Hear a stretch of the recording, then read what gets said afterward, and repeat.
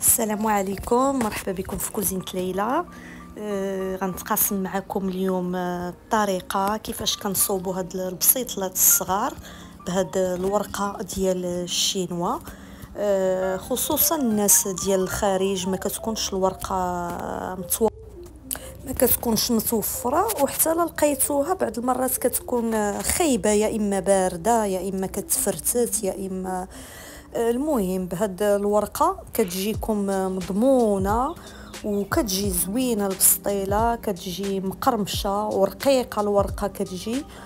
وبالنسبه للعماره راه اللي بغى العماره راه غتلقاوها في القناه عندي. المهم العماره بسطيله راه تقريبا كل شيء كيعرف كيفاش كتصايب، وكل واحد والطريقه ديالو في الخدمه. المهم هنا بالنسبه للدجاج انا خديت هاد الركيبات ودرت معهم واحد الصدر كبير، طابوا حتى تحمروا مزيان غير مع البصله وليقامه شويه زعفران الشعره والسمن. صافي غنفرتت الدجاج ديالي وغنزيد عليه شويه البصله من الدغميره. وهنا هاد الدغميره اللي بقات كنخليها حتى تنشف مزيان، والبيض كنبدا نزيد بيضه ببيضه وانا كنحرك. صافي وغندير في واحد الشبكه يتسقطر.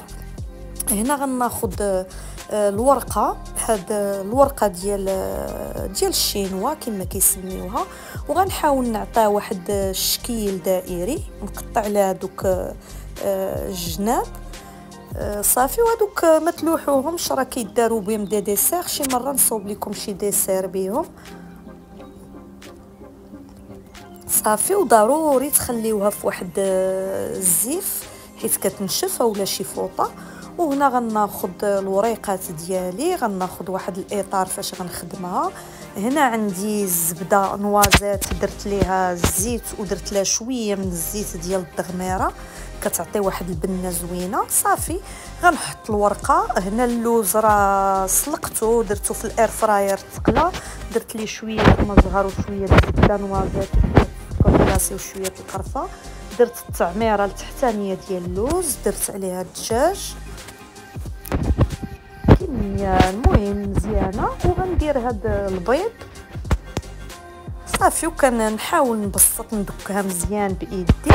بغيتو ديروا اللوز عاوتاني من الفوق ديروا على حسب الحطه، حيت هذه غتحط في الورقه الاخرى دونك اللوز غيولي هو اللي لتحت. هنا ديك البلاصه اللي فيها الورقه غليظه هي اللي غنحطها على الوجه ديال هاد الوريقه، حتى هي غندهنها بالزبده والزيت. الزبده والزيت راه كتعاون مزيان في الطويان دونك. واللوز غيكون الفوق، دونك هنا اللوز غيجينا في الورقه غيجينا لتحت، وانا الاخرى غندير اللوز الفوق غيكون في الورقه. صافي غنقادهم وغنستفهم في الطاوه. هادي غنحاول اللوز هو اللي غيكون في الوجه الفوقاني. بنفس الطريقه كناخذ الاطار وكندهن مزيان بديك هذا الزبده. هنا كندير هنا البيض هو الاول في التحت، غندير عليه الدجاج راه كيجي مشرب مع زدت ليه شويه من ديك الدغميرات البصله كيجي زوين. صافي واللوز هو اللي غيكون هنا الفوق، غندير اللوز. صافي وكندكها باش ما تجيش ما تجيش مشته، وراه كتصوب بسهوله الا كانت مدهونه مزيان. صافي غنحيدها من الاطار، وهذه غندير داك الوجه البيض هو اللي غنديرو على الوريقه. صافي وكنكمل بهذه الطريقه ديال الطيره، كيجيو مطويين زوينين وكيجيو الدوره فيهم زوينه ما عوجين ما حتى شي حاجه. صافي غنكمل البسيطلات ديالي كاملين، وديما خليوهم في وسط الزيف باش ما تقروش ليكم. هذه كتجي زوينه، ولكن انا اللي كتعجبني هي ديال لاباط فيلو، كتجي صراحه روعه.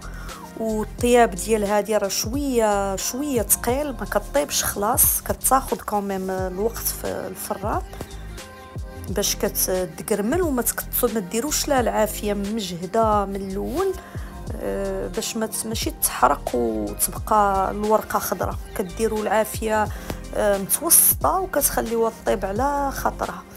صافي انا غنكمل البسيطلات ديالي كاملين بهذه الطريقه. راه تقريبا عطاتني 8 ولا 9 والله ما عرفت ديال البسيطلات. وحده درتها بلا لوز ما شاطش ليا اللوز.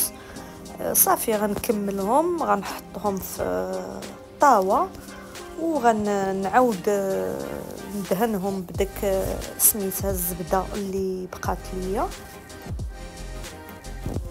الوجه راه الزبده كيطيبوا كيجيو رطبين في الطياب ديالهم بالزبده والزيت. صافي هنا دخلتهم يطيبوا. منين طابوا ها هما كيفاش جاو راه تحمروا مزيان ومقرمشين وديك الورقه راه كتفرتت. راه ما بغيتش انا نورك باش ما نخسرهمش. صافي هنا غندير بسطيله العاديه ديالنا البلديه. غنرش عليهم واحد الكميه لا باس بها ديال السكر ثقيل وغنزوق الزواق العادي التقليدي ديالنا ديال البسيطلات. انا هذه هي اللي كتعجبني بزاف. هنا نحاولوا نديروا هي مازال سخونه باش داك السكر يشد فيها ما يجيش ما يطيرش لينا منين تبرد. صافي راه كيشد فيها مزيان. هاد الثلاثه غندهنهم بشويه العسل اولا ناباج اللي بغيتو اختياري. وغندير لهم واحد شويه ديال لي زاموند افيلي من الجناب كيجي فيهم زوين. المهم هنا لا ديكوراسيون راه اختياريه كل واحد وشنو كيبغي. صافي وغناخذ واحد شويه ديال السكر ثقيل غنرشوا عليهم من الفوق.